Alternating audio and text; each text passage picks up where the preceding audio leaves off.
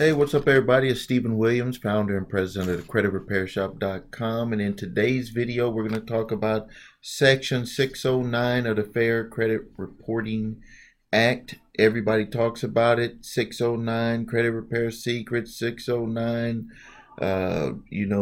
fix. It's supposed to be the eighth wonder of the world. It's supposed to be able to be some secret that people just never knew about, and all of a sudden it's available to everybody and everybody is using it. So what is Section 609? Is it a letter? Is it a loophole? Is it an apartment door, a suite number? What is it? What is 609? uh, it's actually a section in the Fair Credit Reporting Act, and it's not a loophole, but I think a lot of people call it a loophole because if you owe a particular debt and a debt collector gets it, and even this can even hold for original creditors in certain circumstances, but if they are not able to prove everything that you request, and what I see a lot of people not understanding is that you have to make the request of the information, and then you'll get uh, uh, success using this statute in the law.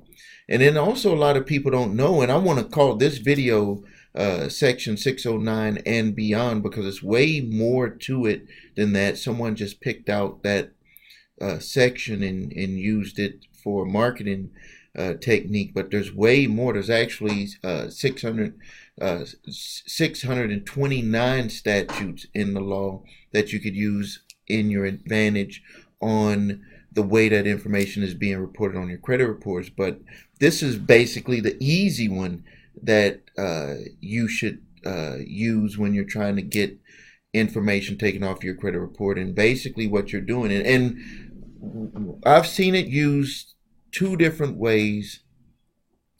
The way that it is abused, and I've wrote a video, or I had a video about it, where I had stated that people using the 609 statute the wrong way. They were using it by filing ID theft against the accounts that they had, so they can have what's called a credit sweep or a clean sweep. It's been used several different ways.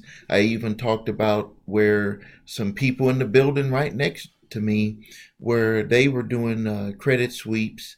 They were going around buying cars from dealerships, and then once they got the car, they would do a credit sweep and do a 609 ID theft to the lender, so they can have that loan voided. And for some reason they didn't think that the lenders that lost this money would ever come and just look up in the DMV and look at where the cars are at, and then would go after them. And then one day I came to work, they had a long line of police cars here and FBI, and they were taking these guys, and now they're gone.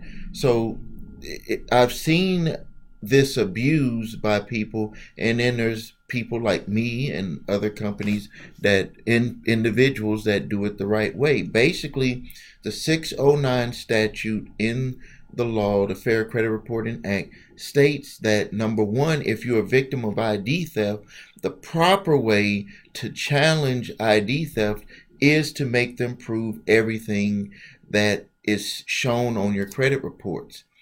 Now, if it's ID theft, you also want to move that over to the furnishers of the information.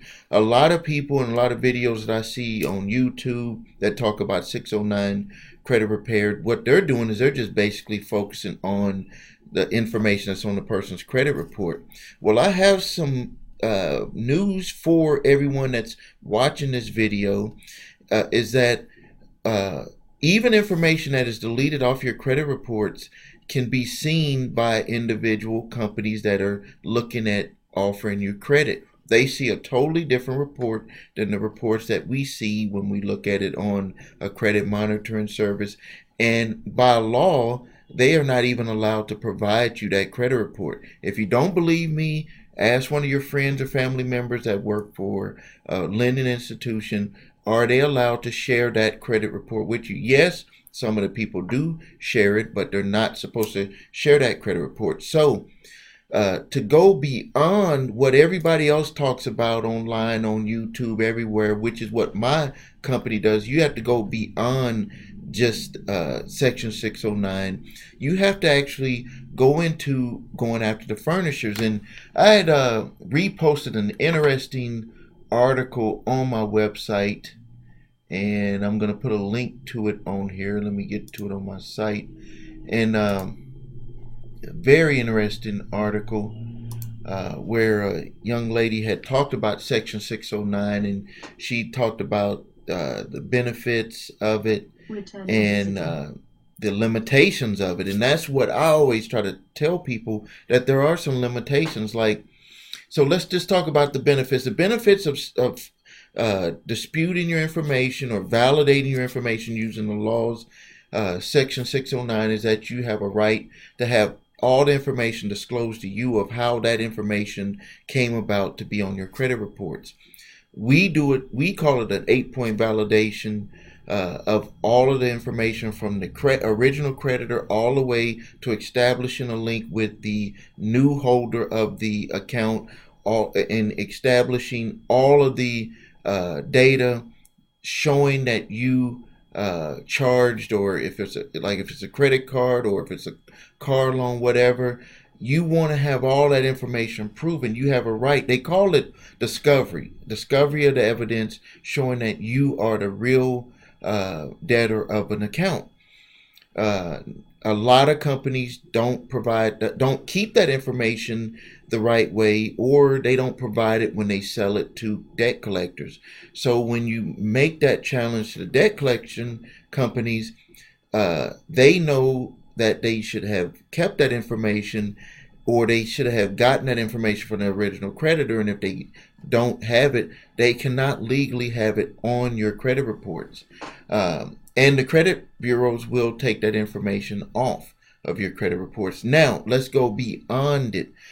Just because they don't have the information to establish it on your credit reports may not mean that they don't have the information to establish it in a court of law, or that they may not prevail in a court of law. That's why you have to, again, use the information that you used in that in your validation letter using the 609 statute. You need to challenge the furnisher of the information.